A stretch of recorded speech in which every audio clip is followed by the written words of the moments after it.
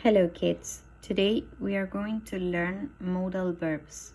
Hoy vamos a aprender verbos modales. Modal verbs se usan siempre acompañados de un verbo en infinitivo. Se conjugan de la misma manera para todas las personas, menos en el caso de don't have to, que ya lo vamos a discutir. Cada modal verb va a indicar un significado a la oración, ¿sí? Por ejemplo, nuestro primer modal verb es must. Must se usa para hablar de self-obligation, internal obligation. Es una obligación interna, algo que nosotros o otra persona se obliga a hacer. Por ejemplo, I must study at school. Debo estudiar en la escuela, ¿sí? Es una obligación que yo me estoy exigiendo estudiar en la escuela. En cambio, have to, it's external obligation. Es una obligación que viene de afuera. Si viene de afuera, indica una regla que hay que seguir. Por lo tanto, es obligatorio hacer algo que se me está pidiendo. Por ejemplo, nurses have to wear an uniform.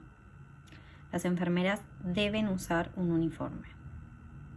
Es obligatorio que usen un uniforme. Es una regla que deben seguir.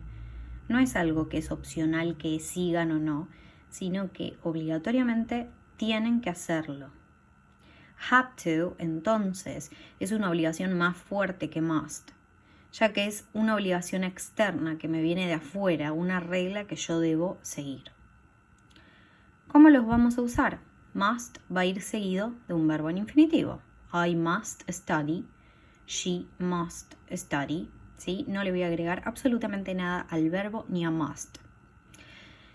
Pero con have to tenemos dos conjugaciones del verbo have, que ya deberían saberlas.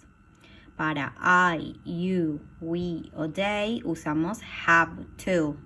Para she, he o it usamos has to.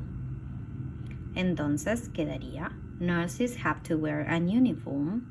She has to wear an uniform. El verbo siempre queda igual. Lo único que va a cambiar es el have o el has. Estos son dos afirmativos. Ahora, ¿qué pasa si vamos a los negativos? Y acá viene el problema, ¿sí? El negativo de must no es que no es obligatorio, sino que está prohibido hacerlo, también por una regla externa, ¿sí? You mustn't smoke here, it's prohibited. No debes fumar aquí, está prohibido. Entonces, must es obligatorio, pero mustn't está prohibido. No debes hacerlo. No es que no es obligatorio, sino que está prohibido.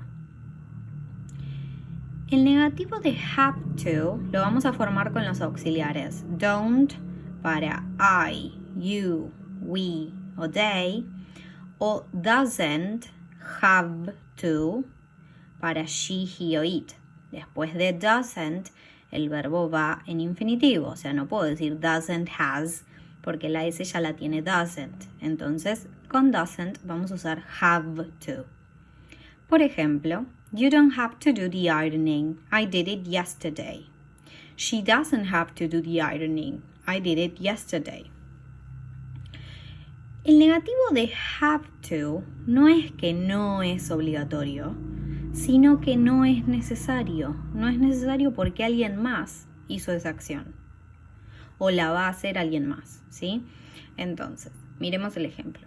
You don't have to do the ironing. I did it yesterday. No es necesario que planches. Yo ya planché ayer. ¿Está obligatorio planchar? Perdón, ¿está prohibido planchar? No. Si quiero lo hago, pero no es necesario hacerle esa acción porque alguien más la va a hacer. Entonces, no está prohibido, ni es obligatorio. Simplemente no es necesario hacerlo.